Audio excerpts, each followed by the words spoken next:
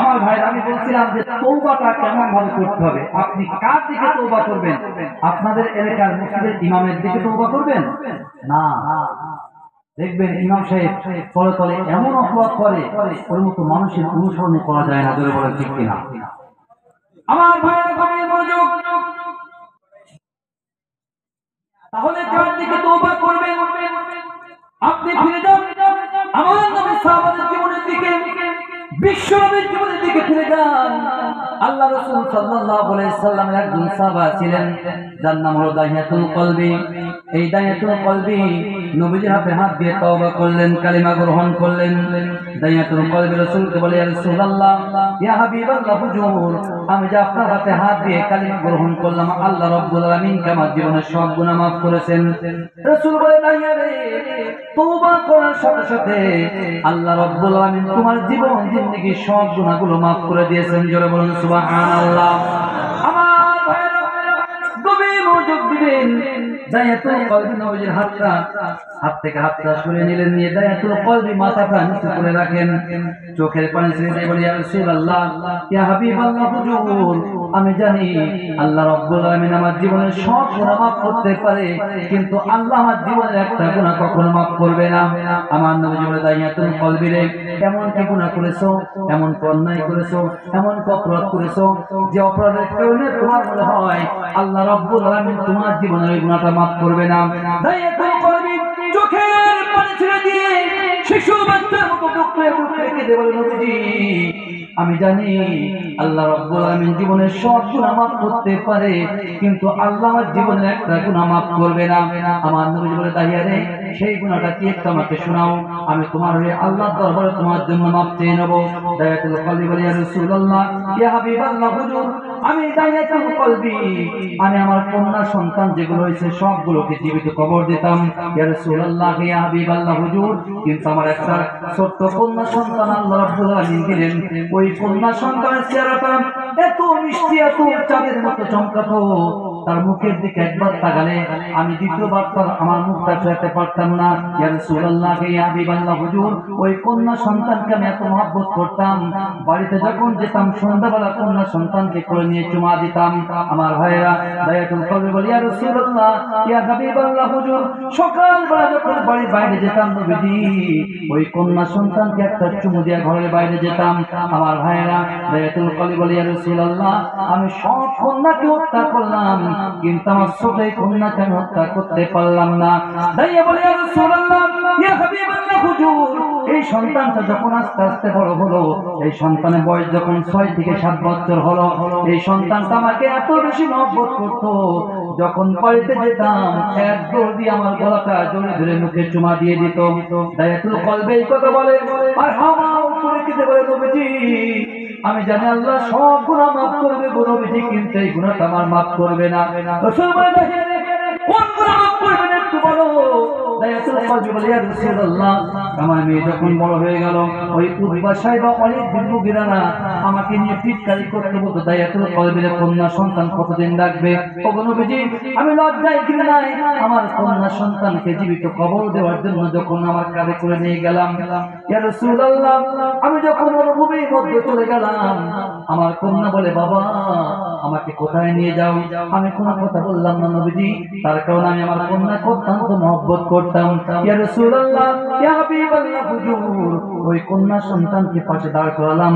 আমি যখন গর্ত খনন করা শুরু করলাম, কবর খনন করা শুরু করলাম, ওই মাটি যখন আমার গায়ে লেগে যাচ্ছিল, আমার কলিজার টুকরা কন্যা আমার গায়ে থেকে মাটিগুলো ঝেড়ে ঝেড়ে যায় আর বলে, বাবা, এই মরুভূমির মধ্যে এত কষ্ট করার কি প্রয়োজন? চলো চলো বাবা, বাড়ি যাই। ইয়া রাসূলুল্লাহ, মাটি যখন আমার দাড়িতে লেগে গেল, আমার কন্যা আমার দাড়ি থেকে যখন মাটিটা ঝেড়ে ঝেড়ে দিচ্ছিল, দাহিয়াতুল কলবি এই কথা বলে দুঃখ দুঃখ কেঁদে বলে, ইয়া রাসূলুল্লাহ, আমি এমন পছন্দ হৃদয়ের বাবা, আমার মেয়ে এত মহব্বত করতো, ওগো নবীজি, আমার উপরে যত পছন্দ হয়ে গেল, ওই কন্যা সন্তানকে আমি ঘাড় পর্যন্ত গলা পর্যন্ত মাটিতে আমি যখন গেড়ে দিলাম, আমার কন্যা চোখের পানি ছেড়ে বলে, বাবা, কোন অপরাধ আমাকে মারো? আমি কি করেছি? আমি তো তোমাকে চুমা দেই, আমি তো তোমাকে মহব্বত করি, ভালোবাসি, বাবা, কি আমার অপরাধ? দাহিয়াতুল কলবি বলে, ইয়া রাসূলুল্লাহ, এমন প্রচন্ড হৃদয়ে বাবা আমি কোনো কথা শুনলাম না। পাথর মারা যখন শুরু করলাম, আমার কন্যা চোখের পানি ছেড়ে বলে, বাবা আমাকে আর মেরো না, আমি কোনোদিন তোমাকে চুমা দেব না, তোমাকে বাবা বলে ডাকবো না। ইয়া রাসূলুল্লাহ, তারপর যখন পাথর মারা শুরু করলাম, আমার কন্যা দুইটা হাত তুলে বলে, বাবা চিরজীবনের মতো ছেড়ে দাও, তোমার বাড়িতেও যাব না, অন্য কোথাও চলে যাব, অন্য কোথাও চলে যাব। আমার নবীজি চোখের পানি ছেড়ে দিয়ে চিৎকার করে বলে, দাহিয়াতুল কলবি, আর বলিস না, বলিস না, তোর কথা আমি আর সইতে পারি না রে দাহিয়াতুল কলবি। তুই কি জানিস না আমি মুহাম্মদুর রাসূলুল্লাহ, এই দুনিয়ায় কোনো পুরুষের পিতা নয়। আল্লাহ বলেছেন, মা কানা মুহাম্মাদুন আবা আহাদিন মিন রিজালিকুম ওয়ালাকিন রাসূলুল্লাহ। দাহিয়াতুল কলবি রে, আমি নবী হলাম গোটা দুনিয়ার মহিলাদের পিতা। ও দাহিয়াতুল কলবি, কেমন করে নিষ্পাপ ফুলের মধ্যে শিশু বাচ্চাকে হত্যা করলে? দাহিয়াতুল কলবি নবীর হাত ধরে ক্ষমা করে কেঁদে বলে, ইয়া রাসূলুল্লাহ, অপরাধ তো করে ফেলেছি নবীজি, এখন আপনি বলেন তো দেখি আল্লাহ রাব্বুল আলামিন আমার জীবনের এই গুনাহটা maaf করবে কিনা? আমার নবীজি দাহিয়াতুল কলবিকে বলে, ও দাহিয়াতুল কলবি, আল্লাহ দরবারে খালেস দিয়ে তওবা করো। আর আল্লাহকে বলো, রব্বুল আলামিন জীবনে যে এই গুনাহ থেকে তওবা করলাম, আর পশ্চিম কালো এই রকম গুনাহ করব না। জোরে বলুন আল্লাহু আকবার। আমার ভাইরা, তাহলে তওবা করতে হবে খালেস দিয়ে। জোরে বলেন ঠিক কিনা? আমার ভাইরা, খালেস দিয়ে তওবা করতে রাজি আছেন কারা কারা? দুই হাত তুলে আল্লাহকে দেখান। নারে তাকবীর, নারে তাকবীর। রহমতে আলম নবী নূরে মুজাসসাম, রহমতে আলম নবী নূরে মুজাসসাম, সাহাবীরা আতর বানায় ওই নবীজির ঘাম। রহমতে আলম নবী নূরে মুজাসসাম, রহমতে আলম নবী নূরে মুজাসসাম, সাহাবীরা আতর বানায় ওই নবীজির ঘাম। বলো না, সাহাবীরা আতর বানায় ওই নবীজির ঘাম। জিনো মানব চেনো কিনা আমার নবীজি, জাগার পাগল চন্দ্র সূর্য তারকারাজি, গায় গায় জাগার পাগল চন্দ্র সূর্য তারকারাজি। বাবা আরো শুনবানি সুন্দর কাহিনী, আরো শুনবানি সুন্দর কাহিনী। জান্নাতের রুমে রুমে লেখা নবীর নাম, জান্নাতের রুমে রুমে লেখা নবীর নাম। রহমতে আলম নবী নূরে মুজাসসাম, রহমতে আলম নবী নূরে মুজাসসাম, সাহাবীরা আতর বানায় ওই নবীজির ঘাম। বলো না, সাহাবীরা আতর বানায়। উস্কুনে গান্না একটা খেজুর গাছের নাম, যাকে ধরে খুতবা দিতেন রাসূলে আকরাম।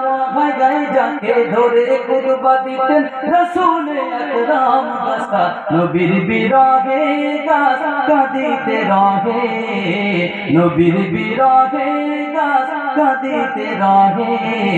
হতবাক হইলেন যত সাহাবায়ে কেরাম, হতবাক হইলেন যত সাহাবায়ে কেরাম। রহমতে আলম নবী নূরে মুজাসসাম, রহমতে আলম নবী নূরে মুজাসসাম, সাহাবীরা আতর বানায় ওই নবীজির ঘাম। বলো না, সাহাবীরা আতর বানায়। আল্লাহু আকবার।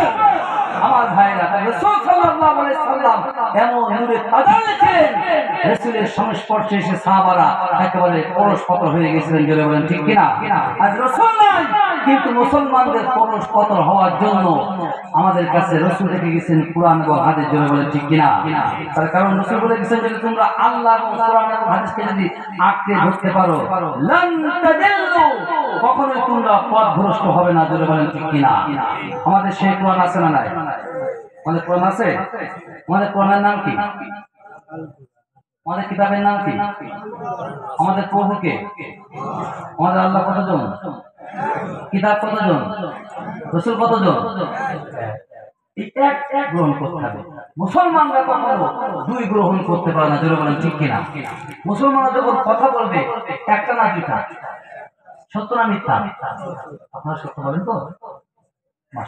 জানেন জানেন, সত্য বলেন আমার ভাইরা। তাহলে এক নাম্বার আল্লাহ বলেছেন ইল্লা মান তাবা, যারা তওবা করবে আল্লাহ তাদের জীবনের সব গুনাহগুলো সব দ্বারা পরিবর্তন করবে। না তওবাটা কেমন তওবা হবে?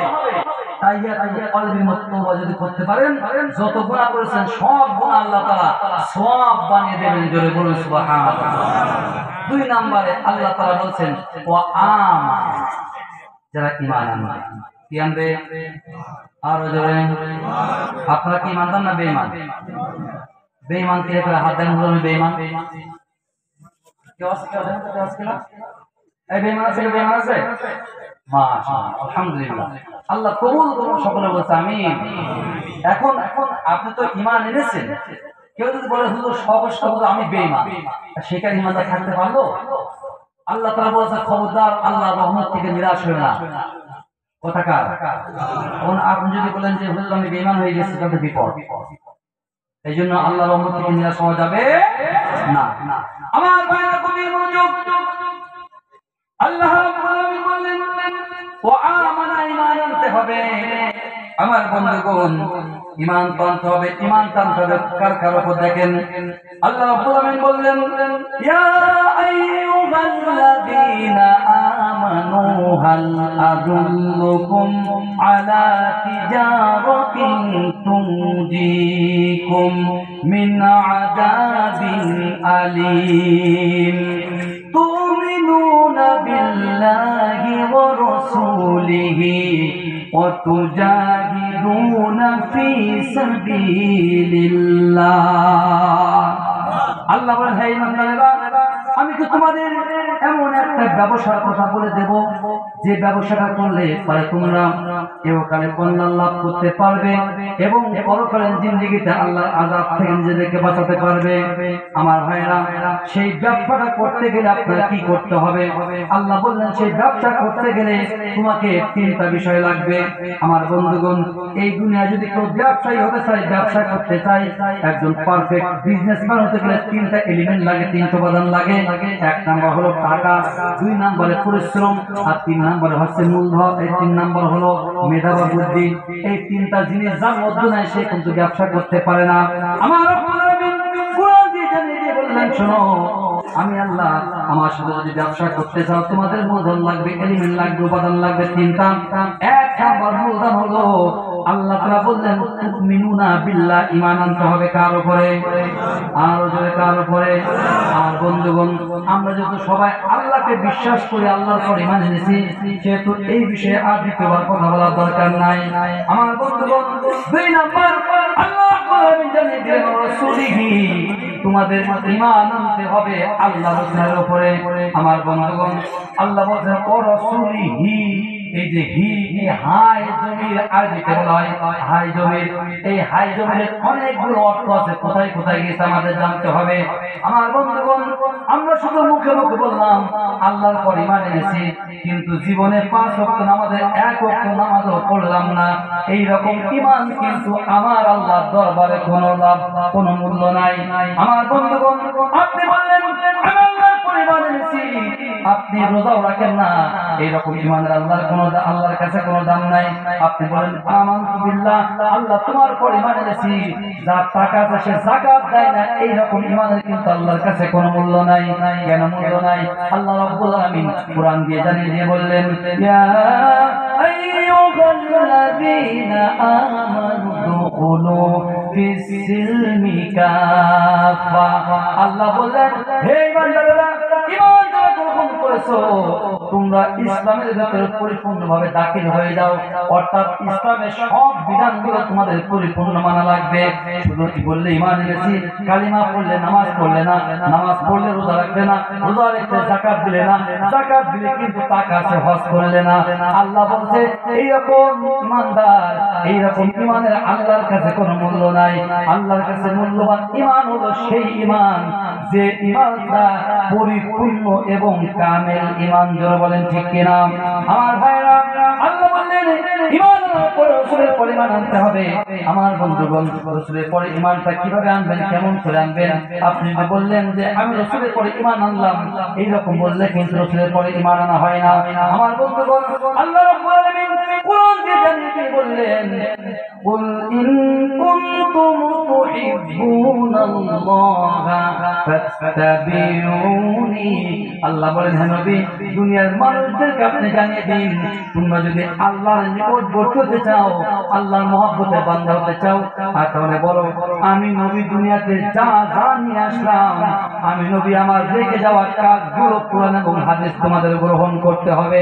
আমার বন্ধুগণ, আপনি বললেন আমি রাসূলের পরিমাণ গ্রহণ করলাম, কিন্তু আপনি আমার নবীর সুন্নাহ গ্রহণ করলেন না। আমার ভাইয়েরা, এই রকম মুসলমানের কিন্তু আল্লাহর কাছে নাই। জোরে বলেন ঠিক কিনা? আমার ভাইরা, এখন আসুন রাসূলের সুন্নাহগুলো কি আমার নবী কি জীবনে মিথ্যা কথা বলেছেন? বলেছেন না। এই পাশে মানুষ বেশি কথা বলতে না। আমি আপনাদের তাকাতে পারছি না, বারবার তাকাই না, তখন ঘাড় মারতে ঘাড় লেগে যাবে, আর হবে না। এই জন্য মাঝে মাঝে তাকাই। আমার বন্ধু, আপনারা তো জানেন না, এই যে দরবার এমন একটা, এখানে কিন্তু শুধু মানুষ আসলে না, এই দরবারে শুধু মানুষ না, হাজার হাজার জিন কিন্তু ওয়াজ শুনছে, হাদিস দ্বারা প্রমাণ আছে। এখন কেউ যদি ভয়ে এখানে কোনো মারতে পারছে, এই জন্য বলি ভাই, যখন জলসার ময়দানে আসবেন যুবক ভাইরা, আপনারা এখানে ওখানে পোশাক করবেন না। মানে যুবক দেখছি এখানে পোশাক করছে, ভাই জিন্দে যখন রাগ হয়ে যাবে না, ঘা ঘর মটকায় দেবে না, যারা বুদ্ধি পারবে। আমার মা, আপনারা জলসা শুনবেন পর্দা সহকারে বলবেন। আমার মায়েদের সম্পর্কে কথা বলেছে কতটা, মায়েরা বলেছে কত কথা, মায়েরা আল্লাহ বলে কয়টা কাজ করলে কতটা, ওই যে লাশে হাত দিয়ে আছে, মনে আছে তো? শুনবেন তো, শুনবেন তো, কারা কারা? আল্লাহ কবুল করুন। আর ওই যে সে ছাগলের লতাপাতা একটা বলেছে, মনে আছে? ইনশাআল্লাহ শুনে যাবেন তো সকলে, ইনশাআল্লাহ। আমার ভাইরা, বলবো বলবো, তারপর রাসূলের প্রতি ঈমানটা কেমন আনতে হবে বলে তারপর যাবো ইনশাআল্লাহ দেখি। আমার বন্ধুগণ, রাসূল সাল্লাল্লাহু আলাইহি সাল্লাম জীবনে মিথ্যা কথা বলে? আমরা কি মিথ্যা বলি? কি বলতে মিথ্যা বলে না? ফোন করছে, দোস্ত কই আছিস? দোস্ত আমি তো এখন এই বড় এই এলাকায় নাই, আমি আছি কলকাতাতে। অথচ জলসা পাশে দাঁড়িয়ে আছে। এবং দোস্তর কাছ থেকে 1000 টাকা হাওলা নিয়েছিল, কথা ছিল এই মাহফিল দিয়ে টাকাটা শোধ করবে। বন্ধু বারবার ফোন দিচ্ছে, মনে করেছে আগে 1000 টাকা দেওয়ার দিন। এজন্য দোস্ত আছে বিরাট বিপদে, আমি জলসায় নেই। এরকম মুসলমানের কাছে না নাই ভাই, আমাদের বাংলাদেশে তো অবরোহ। আমার বাংলাদেশে আমি জানি যুবকরা মোবাইলে যে 10টা কথা বলে, তার মধ্যে 11টা মিথ্যে বলে। আমি একদিন কি বলবো, যত রকম বিপদ সব করে হুজুরদের সামনে জলসায় যাচ্ছে মাহফিলে, তো এক যুবক মানে দেখি ফোন নাচানাচি করছে, গান গাছে, মা আমি বিরাট জানে, মা বিরাট জানে। মানে আমি বুঝলাম যে মা ফোন করছি, তুই কোথায় আছিস? ও আছে বাড়ির পাশে, বাড়ি যাবে না বলে ও মাকে বলছে আমি অনেক দূরে আছি বলে কথা বলছে। আর যারা বন্ধু বসে চেষ্টা কর, একটু গান টান গা, আর ফোনে কথা বলছে ওখানে ফোনে দিয়েছি। আমার বন্ধু অনেক দিকে বললাম যে মোবাইলে যা কিছু হয়, বিশেষ করে যুবকরা যারা বিয়ে করেনি, মোবাইলে যা বলে 10টার কত 12টা মিথ্যে কথা বলে। ভুল বললাম? আমার বন্ধু, তাহলে সত্য কথা বলা জায়েজ না হারাম? তবে এক জায়গায় কিন্তু সত্য মিথ্যে কথা বলা যায়। কোথায় সে বলেন তো?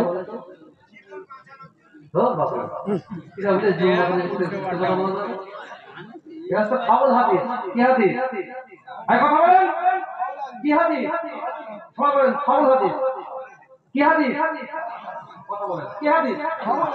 ভাই বলতে হবে কি হাদিস? একটা মিথ্যে কথা একটা হাদিসের মধ্যে বানাচ্ছে। ভাই এই ফাউল হাদিসের কথা বলেন, আমাদের অন্যদিকে চলে যাবে।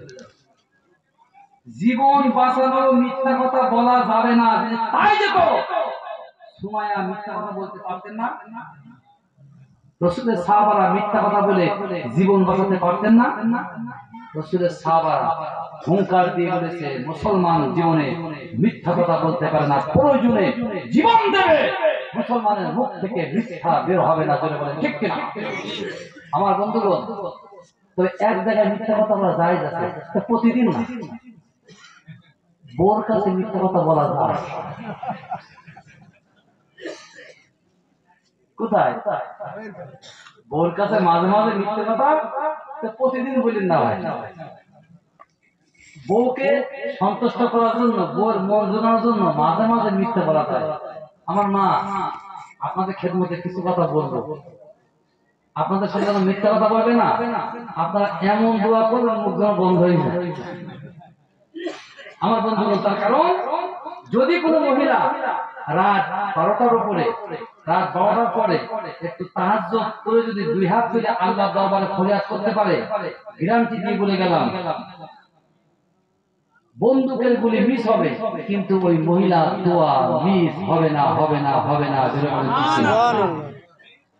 রসুলের পরে ইমান তার আনসারে কেমন বলবো, তার আগে একটু মায়েদের সম্পর্কে কিছু কথা বলে নি, তারপর মহিলারা বলবে বাংলাদেশ থেকে একটা হুজুর আসতো, আমরা তো মহিলা আমাদের সম্পর্কে কিছু বললো না, এই জন্য আমি মহিলাদের সম্পর্কে কথা বেশি বেশি বলতে হবে। তার কারণ বর্তমান যুগের, বর্তমান শেষ জামানার সব থেকে বড় ফিতনা হলো ওই মহিলারা, ধরে বলেন ঠিক কিনা। যেখানে মহিলা মাতব্বার সেখানে ঝামেলা আছে না? কথা বলেন। মহিলা যেখানে মাতব্বার ঝামেলা সেখানে লেগেই থাকে, সেখানে শান্তি আসতে পারে না, জোরে বলেন ঠিক কিনা। ফিরে তাকান আমার বাংলার জমিনে, আপনাদের দেশে বলে কি বলবো, আমার বাংলার জমিনে তাকিয়ে রাখেন, মুসলমান মাতব্বার একটাই মাত্র কাজ, আলেম ওলামা মুসলমানদের উপরে দমন নিপীড়ন কিভাবে হচ্ছে। মুসলমান আলেম ওলামাদের একটাই মাত্র অপরাধ, আমরা যেমন নামাজ পড়ছি এই কোরআনের ময়দানে বসে যদি বলি বর্তমান সরকার জালেম বা সরকার, এই কথা বলবো আমার কাজ শেষ, দোকান থেকে গ্রেফতার। এখানে বললাম কেন ভিডিও পিছিয়ে দিয়ে না ভাই, আমি কিন্তু বাংলাদেশ পাঠাতে পারবো আমার বন্ধুরা। এই জন্য মহিলাদের বেশি বেশি মহিলাদের উৎসাহ করতে হবে, ওয়াজ করতে হবে। আমার মা আপনাদের খেদমতে বলবো রে মা, গভীর রাতে যদি তাহাজ্জুদ করতে মা 2-4 রাকাত করে যদি নামাজ পড়তে পারেন রে মা, আমার জননী আল্লাহর দরবারে যে দোয়াটা করবেন দোয়াটা কবুল হয়ে যাবে। আমার বন্ধুগণ, আমার ভাইরা, আমার মনে পড়ে যায় খলিফা হারুন আর-রশিদ। এই খলিফা হারুন আর-রশিদের আমলে ছোট্ট একটা ঘটনা বলে ইমানটা কেমন ভাবে আনতে হবে এখনই বলবো। আমার ভাইরা, ওদিকে ওই যে লাশের গায়ে হাত বেঁধে আছে, আবার এদিকে ছাগল লতা পাতা খায়, রক্ত মাংস খায়, গোশত খাওয়া যায় কি হারাম, শুনবেন তো ইনশাআল্লাহ। আমার বন্ধুগণ, খলিফা হারুন আর-রশিদ গভীর রাতে ঘোড়া চড়ে উনি মাঝে মাঝে দেখতেন তার এলাকার, তার রাষ্ট্রে কোন মানুষের কি দুঃখ কি বেদনা। আমার ভাইরা, আপনাদের এই ইন্ডিয়ার কি এমন কোন মন্ত্রী বা প্রধানমন্ত্রী বা যাই হোক না কেন, আপনাদের এলাকায় বা গ্রাম প্রধান ওকে আপনাদের বাড়ি বাড়ি এসে কি খবর নেয় যে আপনার বাড়িতে দুঃখ আছে কি আছে না? নেই না? ভোট দেন খবর নেয়, ভোট দিয়ে কিনা আমার আপনি মনোযোগ দেন। খলিফা হারুন আর-রশিদ গভীর রাতে উনি ঘুরে ঘুরে দেখেন, এক রাতে দেখেন সব মানুষগুলো ঘুমাই গেছে, তার রাষ্ট্রের সব মানুষগুলো ঘুমাই গেছে, কিন্তু মরুভূমির মধ্যে একটা ছোট্ট কুড়ে ঘর, ওই কুড়ে ঘরের মধ্যে টিম টিম করে আলো জ্বলে। খলিফা চিন্তা করা হারে সব মানুষগুলো ঘুমাই গেছে, এখন তো রাতে শেষ বাকি এই মরুভূমির মধ্যে এই টিম টিম করে আলো জ্বলে, কারণটা কি আমাকে জানতে হবে। খলিফা হারুন আর-রশিদ ঘোড়া থেকে নামলেন, আস্তে আস্তে হেঁটে গেলেন, যাওয়ার পরে কুড়ে ঘরের মধ্যে, কুড়ে ঘরের পাশে যখন গেলেন, কুড়ে ঘরের মধ্য থেকে 60 বছরের এরকম বয়সে একজন বৃদ্ধ মহিলা আল্লাহ রাব্বুল আলামিনের কোরআন থেকে তেলাওয়াত শুরু করেছে। আমার ভাইরা, খলিফা হারুন আর-রশিদ অনেক সময় ধরে কোরআন তেলাওয়াত শুনলেন। আমার বন্ধুগণ, লং টাইম কোরআন তেলাওয়াত শুনলেন। কোরআন তেলাওয়াত শোনার পরে হঠাৎ করে কোরআন তেলাওয়াত বন্ধ হয়ে গেল। খলিফা চিন্তা করা, হারে আমি বুঝতে পেরেছি এই মহিলার বুঝে ল্যাম্পের তেলটা শেষ হয়ে গেছে, এজন্য আলো না, এজন্য কোরআন তেলাওয়াত করতে পারে না। খলিফা চোখের পানি ছেড়ে আল্লাহর দরবারে ফরিয়াদ করে বলে, রব্বুল আলামিন, যদি আমার রাষ্ট্রে কোন মানুষ অশান্তিতে থাকে তার জন্য এক নাম্বার দায়ী হলাম আমি খলিফা। আল্লাহ তাআলা এই মহিলার ল্যাম্পের যে তেল শেষ হয়ে গেছে, কোরআন পড়তে পারছে না, কোরআন না পড়তে পারার জন্য এক নাম্বার দায়ী হলাম আমি। ওগো রব্বুল আলামিন, তুমি আমাকে মাফ করে দাও, সকাল পর্যন্ত সময় দাও, এই মহিলার জন্য আমি তেলের বন্দোবস্ত করে দেবো, যাতে করে মহিলা সারাটা রাত জেগে জেগে কোরআন পড়তে পারে। জোরে বলুন সুবহানাল্লাহ। আমার ভাইরা, খলিফা চোখের পানি ছেড়ে আল্লাহর দরবারে ফরিয়াদ করে হঠাৎ করে ওই কুড়ে ঘরের মধ্যে থেকে আবার কোরআন তেলাওয়াত শুরু হয়ে গেছে। আলহামদুলিল্লাহ।